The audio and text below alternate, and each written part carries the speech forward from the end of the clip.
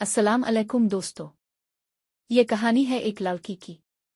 इसकी आंखों में ख्वाबों की चमक थी और लबों पर हमेशा एक हल्की मुस्कुराहट रहती। वो खुश मिजाज थी, बातूनी भी, और शायद इसी बातूनी फितरत ने इसे सोशल मीडिया का शौकीन बना दिया। फिजा के हाथ में नया फोन था, दिल में नई खुशी और जहन में एक ही ख्याल, सबको बताना है। कभी सुबह की चाय की तस्वीर, कभी मेहंदी लगे हाथ, कभी शौहर के साथ डिनर और कभी खुशियों भरे लम्हात ओ के साथ कोई कीमती तोहफा। हर तस्वीर एक ऐलान थी, देखो मेरी जिंदगी कितनी खूबसूरत है। फिजा की जिंदगी इंस्टाग्राम जैसी ही हो गई थी, रंगीन, चमकदार और कुछ हद तक मसनूई।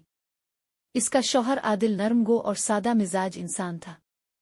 वो फिजा की हर पोस्ट पर मुस्करा देता, कुछ कहता ना था, लेकिन कभी कभार वो चुप चुप सा हो जाता। शायद वो जानता था कि जिंदगी की उबल खूबसूरती दिखावे में नहीं, खामोशी में है। फिर एक दिन वो सब कुछ धुंधला पड़ गया।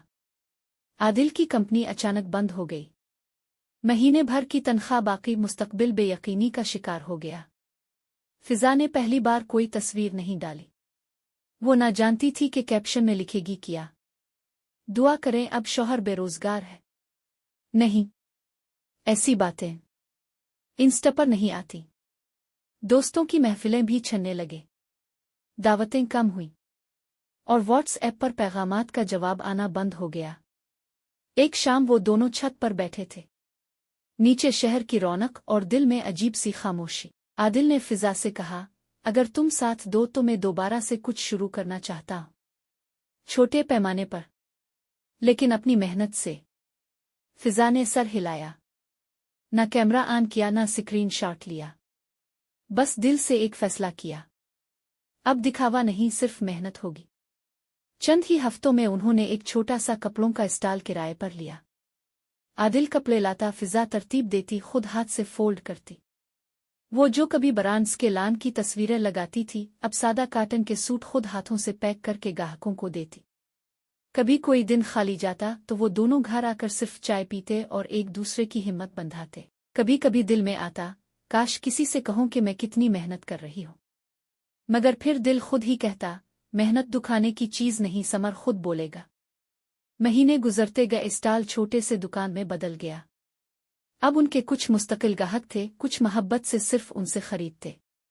कभी किसी ने पूछा, आप वही फिजा हैं ना, जो सोशल मीडिया पर बहुत एक्टिव थी? वो मुस्करा कर कहती, हाँ, अब बस जिंदगी में मसरूफ हूं अल्हम्दुलिल्लाह।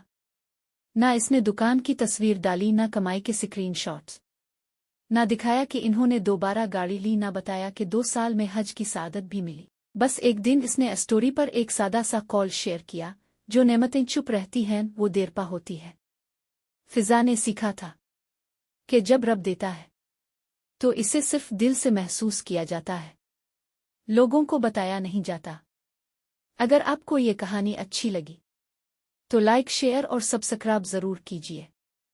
अल्लाह हाफिज।